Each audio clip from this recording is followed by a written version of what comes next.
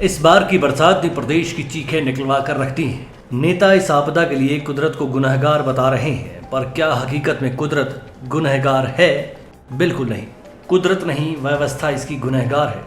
ये बात उस आधार पर कही जा रही है जो प्रदेश के इंजीनियर्स के एक्सपीरियंस की वजह से सामने आ रहा है। ये वीडियो देखिए जो सोशल मीडिया पर जब तैरा तो बहुत कुछ हिमाचली इंजीनियर को भी इसमें नजर आ गया। इन विजुअल से साफ सबूत मिल रहे हैं कि सबसे ज्यादा नुकसान उन जगहों पर हुआ है जहां सड़क निर्माण NHAI यानी national highway authority of India ने करवाया है। उन ग्रामीण सड़कों पर बहुत कम नुकसान हुआ है जिन्हें हिमाचल प्रदेश के PWD विभाग ने बनाया हुआ है। ये ग्रामीण सड़कें ना होती तो आज जिन पर्यटकों और स्थानीय लोगों को रेस्क्यू किया गया वो भी अपने घरों तक नहीं पहुंच पाते और सरकार खुद अपनी ना पीठ थपथपा पाती और ना ही अपने नेताओं को हीरो का खिताब दे पाती जैसे अभी तक देती नजर आ रही है। ग्रामीण क्षेत्रों में PWD द्वारा बनाई गई सड़कें बारिशों में टिकी रहीं और जिंदगी की उम्मीद भी बनी रही। चलिए खबर को खंगालते हुए आगे बढ़ते हैं। हिमाचली जमीन, पहाड़ और सड़कों से अपने घर की तरफ वाकिफ हिमाचली इंजीनियर कहते हैं कि NHAI और NH पर जो इंजीनियर काम कर रहे हैं उन्हें पहाड़ों के स्वभाव का पता नहीं है। सिविल इंजीनियरिंग की डिग्री में पहले ही साल में भू विज्ञान पढ़ाया जाता है। वजह यही होती है कि सिविल इंजीनियर को अर्थ स्ट्रक्चर का बेसिक पता हो, लेकिन पहाड़ों में पहुंचते ही उनका ये नॉलेज पार्शियल रह जाता है। बाहरी राज्यों के इंजीनियर्स की फौज किताबी ज्ञान से ही काम करते हैं, मगर पहाड़ों की ऊंचाई और गहराई के बीच में वो विवेक के आधार पर कोई फैसला नहीं ले पाते और नतीजा वही होता है जो अब तबाही और नुकसान के रूप में सामने आ रहा है। अब वो फैक्टर्स भी जान लीजिए जो ये गवाही दे रहे हैं कि ये आपदा नेचुरल नहीं बल्कि मैन मेड ज़्यादा रही है। अक्सर NHAI और NH के इंजीनियर बाहरी राज्यों से डेपुटेशन पर लाए जाते हैं और मौजूदा सड़कों पर PCC और RCC के वॉल लगाकर सड़कों को 4 लेन या 2 लेन करने में जुट जाते हैं, जबकि ये भी हकीकत है कि ब्रिटिश इंजीनियर्स को बेस्ट माना जाता है। उनका एक सिद्धांत था कि वे सड़कों को भला ही लंबा बना लो मगर सड़कों को कम से कम नदियों के नज़दीक रखा जाए। पुलों का निर्माण भी कम से कम सड़कों के किनारे पर किया जाए। वजह यही थी कि वे चाहते थे कि नुकसान की स्थिति में पुलों का हाई फ्लड लेवल बढ़ जाए। मगर यहाँ क्या हुआ? मंडी से मनाली तक सड़क निर्माण में बिना पाइल फाउंडेशन को RCC वॉल लगाकर चौड़ा कर दिया गया।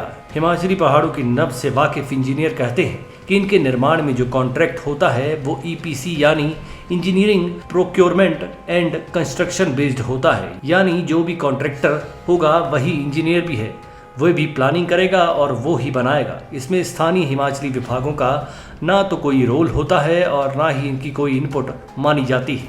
बाहरी संस्थाओं को इस निर्माण की एवज में तय पैसा मिलता है और वो मिनिमम एक्सपेंडिचर के आधार पर डिज़ाइन करता है, बनाता है ताकि उसको पहले से निर्धारित राशि में फ़ायदा हो सके। जबकि PWD की बात करें तो उसका वर्किंग कल्चर अलग है। ये पहले बिल ऑफ क्वांटिटी यानी जितना बिल विभाग काम और क्वांटिटी के लिहाज से बनाएगा उतना ही पैसा मिलेगा। यहाँ क्वांटिटी वाइज रेट पहले से ही तय होता है, जबकि NHAI और NH पहले ही कॉन्ट्रैक्टर को काम लमसम दिए जाने वाले पैसों के मुताबिक करता है। इसके बाद NHAI और NH की काम की स्वीकृति और डिज़ाइन के करने के लिए उनके सरकारी अधिकारी मान्य नहीं होते। इसके लिए रिटायर्ड सुपरिटेंडेंट इंजीनियर या फिर निजी इंजीनियर ही ऑथराइज्ड होता है। यही वजह होती है कि प्रोजेक्ट बनने के बाद किसी की कोई जिम्मेदारी फिक्स नहीं हो पाती, कोई पता नहीं होता कौन कहाँ चला गया। आसानी से समझा जा सकता है कि ये व्यवस्था किस तरह से किस तरीके से बनाई जाती होगी। आप इशारा समझ गए होंगे। कोई सरकारी जिम्मेदारी लेने वाला पहले ही नहीं होता और जो होते हैं वो सरकारी नौकरियों को काफ़ी पहले अलविदा कह चुके होते हैं। पकड़ना किसको, जिम्मेदार मानना तो किसको। आज प्रदेश सरकार कह रही है कि 4000 करोड़ रुपए का नुकसान हो गया, पर जिम्मेदार कौन है कोई नहीं बता पा रहा। सिर्फ कुदरत के सिर पर ठीकरा फोड़ दिया जा रहा है। लोग बर्बाद हो रहे हैं कई सालों के लिए।